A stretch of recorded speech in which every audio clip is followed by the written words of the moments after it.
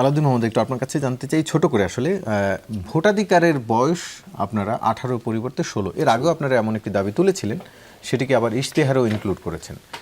এইখানকার মানে এর বিরুদ্ধেও কিন্তু অনেক যুক্তিগুলো রয়েছে, এরপরও যে আপনারা সেই জায়গাতে অটল থাকছেন সেটি কেন? মানে 16 বছর কেন এত গুরুত্বপূর্ণ? 16 বছর গুরুত্বপূর্ণ এই কারণে যে আপনি এই বৃহৎ তরুণ জনগোষ্ঠীকে যখন রাষ্ট্রের মূল ধারায় সম্পৃক্ত করবেন না, এবং বিভিন্ন কারণে বিভিন্ন সূচকে এখন দেখা যাচ্ছে যে আজকালকার যে তরুণ এবং 20-30 বছর আগের তরুণ ডেফিনেটলি, এবং they have the access to the technologies, modern technologies, and in some extent তারা আমাদের চেয়ে বেটার টেকনোলজির অ্যাক্সেস এবং ইনোভেশন করতে পারে।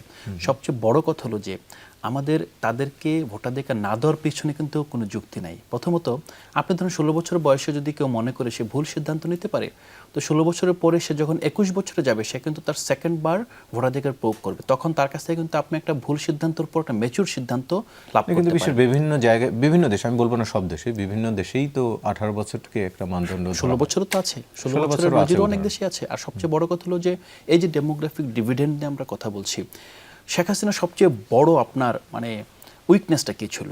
তারা সবচেয়ে বড় উইকনেসটা ছিল যে এই যে বিশাল সংখ্যক তরুণ জনগোষ্ঠী তাদেরকে মূলধারা সম্পৃক্ত করতে পারে নাই, তাদেরকে পলিসিতে রাজনীতিতে সম্পৃক্ত হবে। Definitely this is one of the indicators.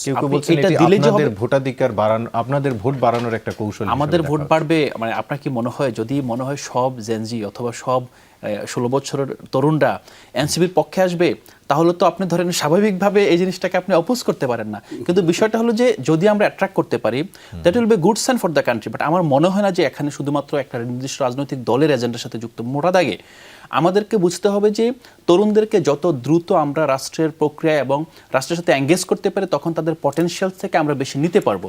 কারণ আমাদের কিন্তু জাহিদ ভাই যেটা বললেন যে খুবই স্বাভাবিকভাবে আমরা কিন্তু যদি শেখ হাসিনা আরো 5-7 বছর থাকতেন, আমরা কিন্তু ডেমোগ্রাফিক ডিভিডেন্ড তো দূরের কথা, ডিজাস্টারে কিন্তু আমরা পর্যবেসিত হতাম। এখন আমাদের কাছে হয়তো বা আপনার আল্লাহ হাতে ধরে 1.5 দশকের মতো সময় দিয়েছে। এই সময়ের মধ্যে যদি আমরা কিছু করতে পারি, তাহলে কিন্তু আমরা মধ্যমের ট্র্যাপ থেকে বের হতে পারি।